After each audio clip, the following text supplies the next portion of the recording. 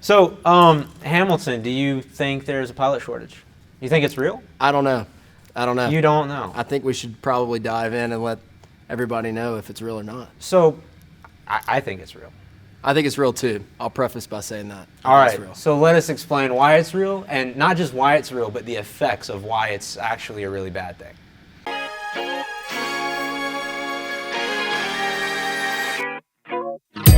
Somewhere on the sea,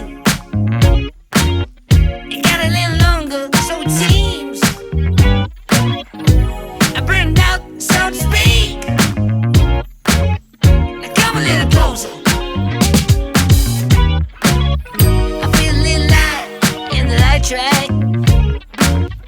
I felt a bit of bad, but I came back.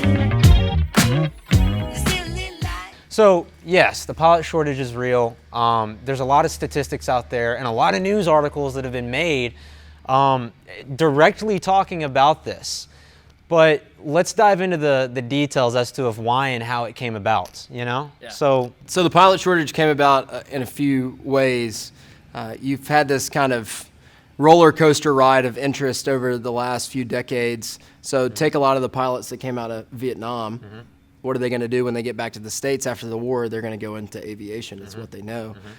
So once you saturate a market like that in business, the demand goes down when the supply goes up. Mm-hmm. And for the 70s, 80s, it was kind of a saturated market. Salaries started to plummet. In the 90s and early 2000s is when the interest went up. And of course, you know, September 11th happened, which made the airlines not as attractive of a position. Now we have this downward demand for the job, and once you come back up through the recession, and now you have where we are right now. And if you think about it, a lot of those Vietnam guys are hitting that 65-year-old mark, which is where the government tells you got to go home.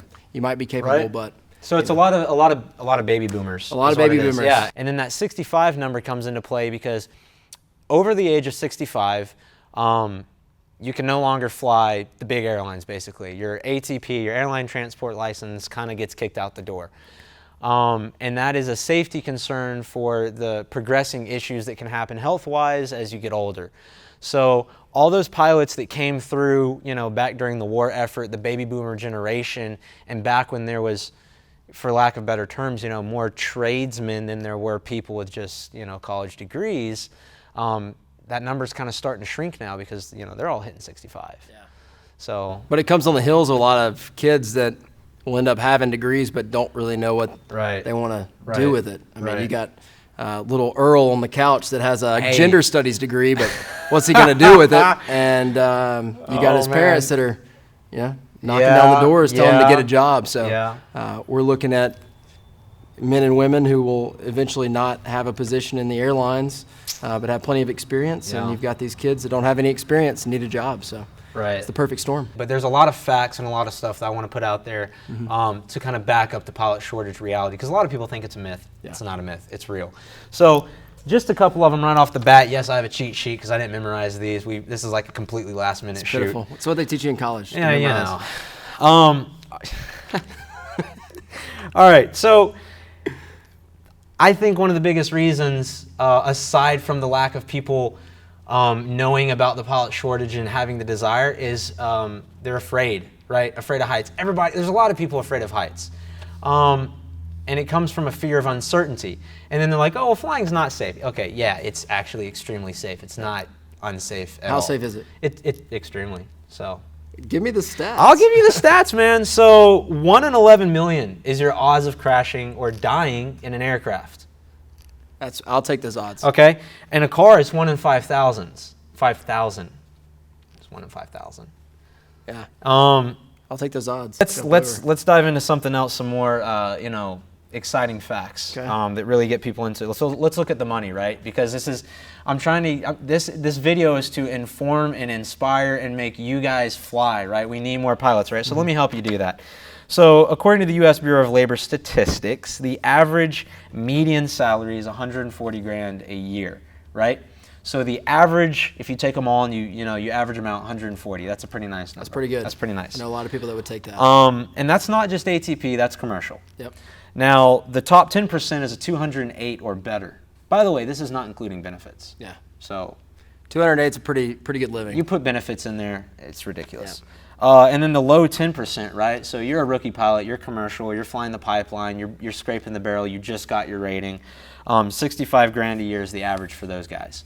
So even right out the door, Bottom of the barrel, 65 grand. you're making some pretty good money. So there's 323 million people in America, according to I think that's the 2018 census is what it was. I'll take your word for it. That's fine. I mean, we have Google's.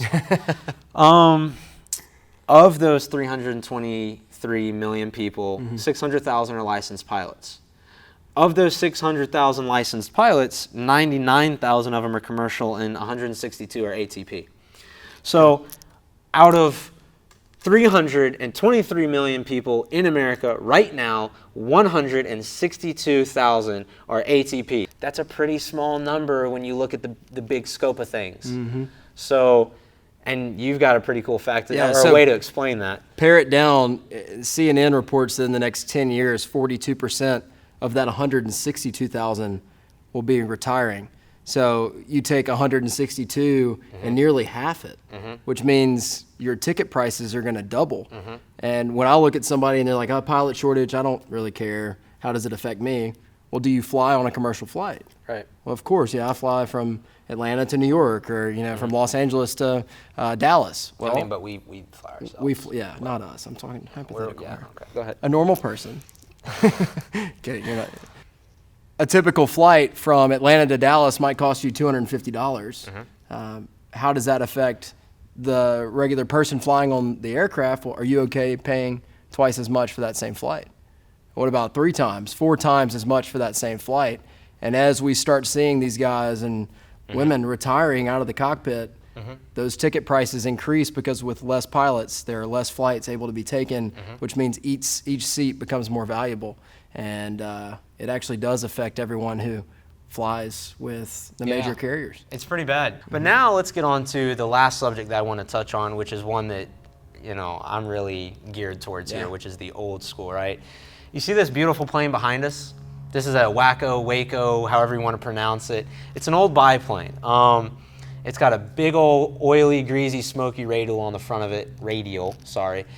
And that whole world, the vintage aircraft world, is it's hurting more than even the big boys, right? And the reason why is because the people that are getting pushed into aviation, the people that are going through flight training, that are trying to help the pilot shortage, are doing exactly that, the mainstream route.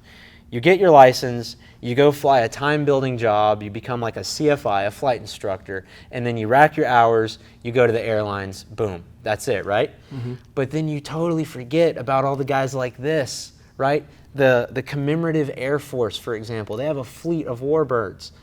Who's gonna fly those? And you might say, oh, well, those old guys that are retiring, they'll go fly them, right? Well, yeah and no, because think about it. You just got 25,000 hours racked up flying for Delta.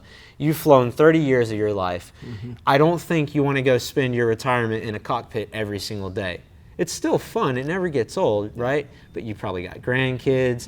So you still need people to fill in those gaps, and that's the stuff that I'm really interested in. Yeah. So a lady wrote an article by in the New York Times, rather. Her name is Christine Negroni, I believe. I don't want to mispronounce I think you that, pronounce it. I'll put a link to this article in the description. And it's talking about, the title is World War II Planes Can Still Fly, but who's going to keep them flying? Yeah. So, and in this article, it's really cool because there's this 20-year-old kid. He's a sophomore in college. His name is Garrett Fleshman, and if you're watching, creds to you, man. You do some cool stuff. I don't recall if he's a captain or just a first officer on the DC-3, but for the big Normandy D-Day anniversary that just came up, a bunch of DC-3s, C-47s, flew over to Normandy to kind of reenact the whole mission as an honorary thing, right? The kid's 20 years old, and he took part in that. So if you're watching right now, kudos to you, man. Yeah, that is really cool. Yeah. So, it's just, like I say, that area kind of hits me more so than even the big Delta airline jets, because those planes need pilots and mechanics just like Delta does. So if you're not interested in flying for Delta, no big deal. You can still volunteer your time and go fly for foundations that are keeping these planes flying. And when I saw that article, I mean, that's what spurred the video. I called Hamilton up after I read the article, and I was like, dude, We got a video. That's true. That's true. And that's kind of messed up because that's the reason air shows are still going on. So anyways, Russell's his partner. Hamilton works for Inspire Aviation. Him and Russell started this company. Right now it's a ground school-based company, but they're working into doing flight training as well. Just got their first airplane. I actually got to ferry it back. Yeah, it was a nice little flight. Probably flown it more than I have. Yeah. Have you not? You've flown I've flown it? it, yeah, a couple of times. Okay. Anyways, you want to tell them about it? Because, I mean, Sure. if you guys want to, get into it, if you're in Georgia especially, Yeah. right here, here's your answer. It makes a lot of sense. When we look at the pilot shortage, it's easy to talk about the problem. It's a whole different thing to talk about a solution. Right? And so that's where the birth of Inspire came from. There are a lot of flight schools out there, which it's kind of saturated, but with this big rush of students that we're expecting, because who else is going to fill the gap? We took from our own experience training, we said, what's really missing here is what's the first step that people can take to at least venture into this new world? And you look at aviation from the outside and it's kind of an uninviting environment. You don't really know where to start. All the gates are locked off and there's a lot of security, and as there should be. But if we had someone that would reach out their hand and say, hey, we'll take you through the process. We'll make sure that you know exactly what's required of you, and we'll get you past the first step, which is the knowledge-based training. Not only are you going to be able to take that with you, but if it ends up being something that you want to pursue, we're there for you. We're going to continue to help you in your track and career coach you and give you whatever training you need. But say it's not what you thought it was, you get to leave here knowing more about an industry that you've always been interested in, or something that you could speak with credibility, and you potentially save thousands of dollars. Oh, no, you will. I mean, because there's some flight schools out there, like, I don't want to bash any of the other flight schools, but there's some big flight schools. It's probably an advertisement on this video right now. That are going to charge you just a lot of money. And it's kind of unnecessary because you're flying glass cockpits at that point in those planes, and I don't think that's how you should learn. You need to learn old school. It's different cups of tea. Everybody has their own flavor. But don't be part of the magenta line follower group. You need to know when that GPS takes a crap on you, you need to know where you are and how to get to where you're going safely. Okay, you shouldn't lose your GPS and freak out. And if you do, you need to go get a safety pilot and you need to practice. Well, the stakes are too high. Takeoffs are optional. Landings are mandatory. That's true. And you're only taking up what you learn on the ground. And when something happens up there that's unexpected, you're going to want the best training possible, and that's what we're trying to offer. It's true, man. It really is. So anyways, I think we kind of hit all the topics we wanted to hit and kind of brought it all together. I want to go ahead and put out a special thanks to the guys that own the plane behind me here. They give biplane rides out of PDK Airport in Atlanta. So if you guys want to go up, tour the city, fly around, trust me, you're going to love it. I'm good buddies with the guy that flies it around. He's a nice guy. Way more experienced of a pilot than we are, but it takes time to build this stuff up. Oh, and let's not forget the guy, a good friend of mine that has set all this up for us for the production. I'll plug his link in below as well in the description. He does really good film work. Incredible. Anyways, thanks for watching so much, guys. Like, subscribe, and share. Hit the channel up. I'll put the plugs below as well for our Instagrams. Follow us there, and we'll see you next time. Thanks.